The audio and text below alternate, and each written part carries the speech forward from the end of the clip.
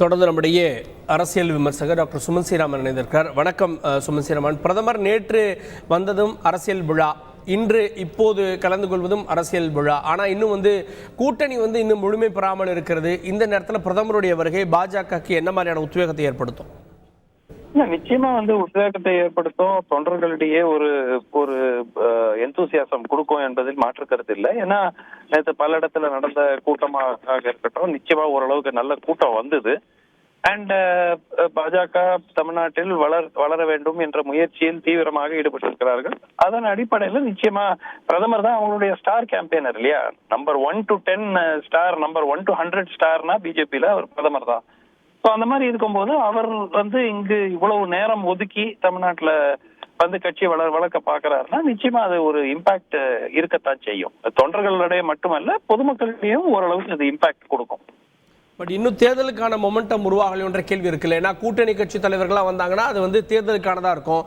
இப்ப பிரதமர் வர்றது ஜென்ரலா வர்ற மாதிரியான பொருள் தானே படும் இப்போ? இல்ல, இன்று இந்த குலசேகரப்பட்டினத்துல அந்த ஸ்பேஸ் போர்ட் அப்படிங்கிறது ஒரு நாட்டுக்கே ஒரு முக்கியத்துவம் வாய்ந்த ஒன்று. பிளஸ் தமிழ்நாட்டுக்கு மிகவும் முக்கியத்துவம் அளிக்கக்கூடிய ஒன்று. ஏன்னா உங்களுக்கு எல்லாருக்கும் தெரியும் அது எப்படி நம்ம இழந்தோம்.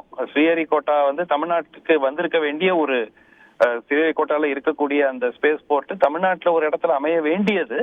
ஆனால் அப்பொழுது இருந்த திமுக அரசின் காரணமாக அது அமையாமல் சென்று விட்டதுன்னு ஒரு விக்ரம் சாராபாய் ஓட என்ன தகராறு எல்லாம் நடந்ததுங்கிறதுலாம் நமக்கு தெரியும். ஸோ இப்ப வந்திருக்குங்கிறது மிக மகிழ்ச்சி அளிக்கிற விஷயம். ஸோ முழுமையா இது விசிட் ஃபுல்லாவே வெறும் அரசியல் என்று எடுத்துக்கொள்ள முடியாது. நேற்று நிச்சயமா அது பாஜக ஒரு நிகழ்ச்சி.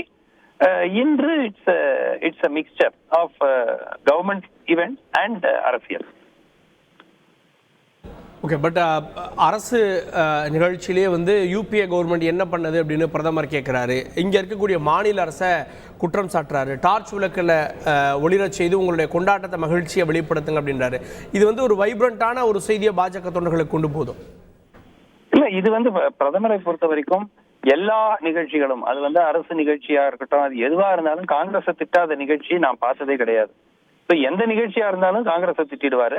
அவங்க என்ன பண்ணாங்க, நேரு என்ன பண்ணாரு, அவர் பண்ணாம இருந்தாரு, இந்திரா காந்தி என்ன பண்ணாங்க, அது வழக்கமாக அது ஒரு ஸ்டாண்டர்ட் ஸ்பீச்சாகத்தான் இருக்கிறது.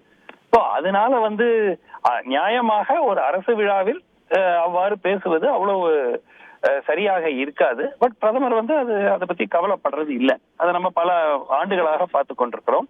நிச்சயமா இது தொண்டர்களுக்கு உத்வேகம் கொடுக்குமே தவிர அரசு வீடு தொடர்ந்து நீங்க காங்கிரஸ் உங்களுக்கு 10 ஆண்டு காலத்துல நீங்க ஆட்சியில இருக்கீங்க. இப்ப 3வது முறையா ஆட்சியை தக்க வைத்துக் கொண்டு மீண்டும் பொறுப்புக்கு வர வேண்டும் என்ற எதிர்பார்ப்பு இருக்கும் போது திருப்பி பழைய கதை அவங்க பண்ணல, அவங்க குட்டிச்சவர் பண்ணிட்டாங்கன்னு சொல்லிட்டே இருக்கிறது மக்களிடையே அந்த அளவுக்கு அது ரெசனேட் ஆகுமா? முதல் ஒரு 3 வருஷம் 4 வருஷம் வரைக்கும் அதை சொல்லலாம், முந்தைய அரசு செய்த தவறுகள்னு. பட் 10 வருஷத்துக்கு அப்புறம் நீங்க திருப்பி நேரு பண்ண மிஸ்டேக்ஸ் எல்லாம் சொல்லிட்டு இருந்தாக்க அது மக்களிடையே பெரும் அளவுல வரவேற்பு பெறாது என்றுதான் நான் நினைக்கிறேன்.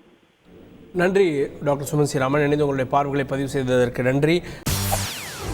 செய்திகளை உடனுக்குடன் தெரிந்து கொள்ள உடனே சப்ஸ்கிரைப் பண்ணுங்க.